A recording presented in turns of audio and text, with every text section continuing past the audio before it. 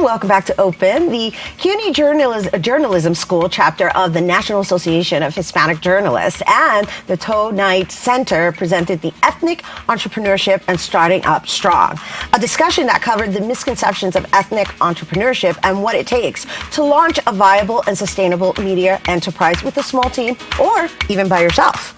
Our next guest is here to give us an inside look of the panel discussions and how you, our viewer, can learn more about these wonderful tools. Please welcome Christopher Dell. Hello. Hi, thanks for having me. Absolutely. So, you are quite the entrepreneur yourself, right?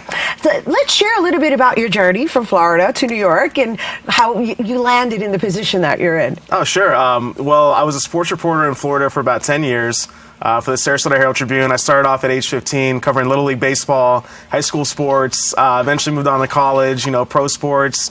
I came up to New York City to get my master's degree in journalism at the CUNY Graduate School of Journalism.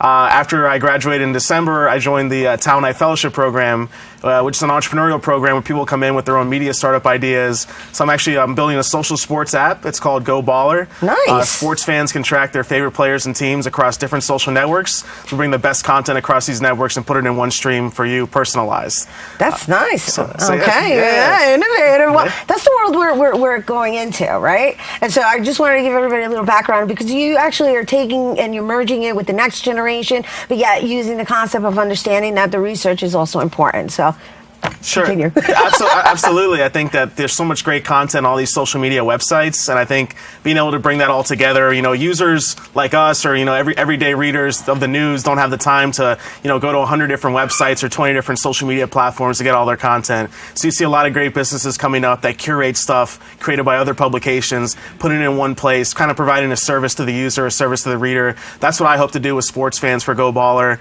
At CUNY, I also founded the National Association of Hispanic Journalists chapter. Right. So we've been very active this past year and, hosting events, bringing in speakers. We hosted the Ethnic Entrepreneurship panel. Which, please share a little bit about what the topics were that you tapped into, because just the concept, the title alone makes you kind of go, is this a numbers thing or is it an actual department within the actual media? What exactly did you guys tap into? Sure. Well, the basic thing is that, we're looking to have an entrepreneurship panel for journalists and media innovators. Okay. And we were doing some research on that, and we found out that there's a pretty staggering stat that, you see hundreds of $millions going into all these startups in Silicon Valley and across the country. But one thing is that less than 1% of these startups are actually founded by Latinos. So that's crazy with all the money out there that, people aren't taking recognition of Latinos and other minority founders of startups and really giving them the capital to be able to start their own businesses. So we see that as a problem, and we see that as a challenge that we can overcome by spreading awareness, showing people from our backgrounds that, you can start up your own business, whether it's a website, a media publication. You have the tools to be able to make your own apps. You don't need to hire developers and designers, pay thousands of dollars to be able to create these kind of things. There's so many great tools out there that we can use. So kind of, informing our audience about those tools, telling them the challenges that other founders have overcome. We had the founder of Latin Trends magazine, Juan Guillen there, Hong Q. He's a member of NAHJ, and he's also the CTO of Fusion Media as they go from TV to starting a digital website. So we want to bring people in who have gone through the process themselves and really try to, get everyone to empower them and really, you don't have to just, write for the media or create the media. You can be your own media in a sense. So what was the primary topic at hand, right? Because we're talking about a startup here. And so the first thing that popped into my head is like, did you guys tap into the abilities of just working from home and actually having a team that works from their home and somehow still working as a company? Are those some of the topics? Or did you specifically discuss like apps and just social media and everything related to web? What exactly is the actual message within the panel that was tapped into? Sure. I think the great thing is that we kind of hit on almost all the topics you just mentioned. Okay. Whether you're building a news app, whether you're building a blog or a website or a different type of startup company, how do you get in front of investors? How do you pitch the right way? How do you target your audience? How do you go from having a great idea to letting people know about it and then getting people interested, getting people addicted to your product? Okay, so you were talking packaging and pitching and wow, that's absolutely. Cool. That's so cool. as journalists, we all make pitches with our stories to editors, but then you go from pitching your own business idea to trying to get money for that. So I think that whether it's someone who's still working by themselves. People, we have Mariana Marcaletti. She's an NHJ member with me. She runs LatinAmericanRadar.com. She does it by herself, but she has a network of international freelancers from Argentina, from Brazil, different Latin American countries that all write for her for free. She's been able to sell the idea that she covers a region that's kind of been untapped. So, they're willing to write for her, to contribute content. So you finding creative ways to be able to get people to work for you, work with you, to kind of launch the business and get it off the ground.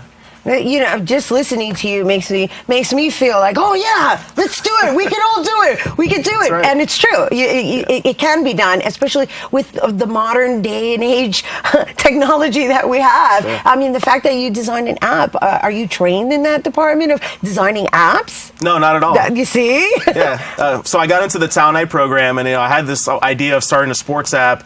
Basically, through networking, through meeting people, through NAHJ and other things, I've been able to, get in front of programmers and designers, learn from them, get their feedback, learn that I actually could build a prototype of my own of what I want to do, just using a simple tool like called Shout'em, where you can build your own apps. There's lots of other tools out there to do that, and then taking that to a programmer and having him do the final version. So, I was able to start the process on my own and get to a point where I can actually put something in someone's hands, say, this is what I want to do, and they're able to, help me create that vision. That's hot. Congratulations. Thank you. Congratulations on that. So we're actually, we just applied to the Manos Accelerator. Manos is the first Latino-based startup accelerator in the country. It's based out in Silicon Valley and San Jose, and they're focused exclusively on bringing startup companies who have Latino founders and Latino teams.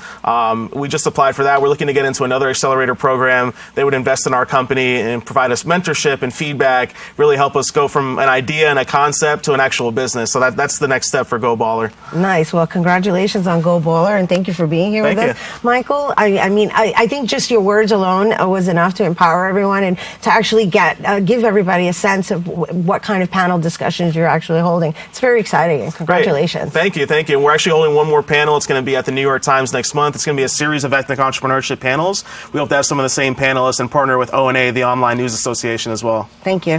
Thanks. Thank you. All right. Once again, for more information on Michael Dell, you can actually go to, I gotta find, Chris, sorry, I'm sorry. It threw me off because it didn't have your information there. My apologies.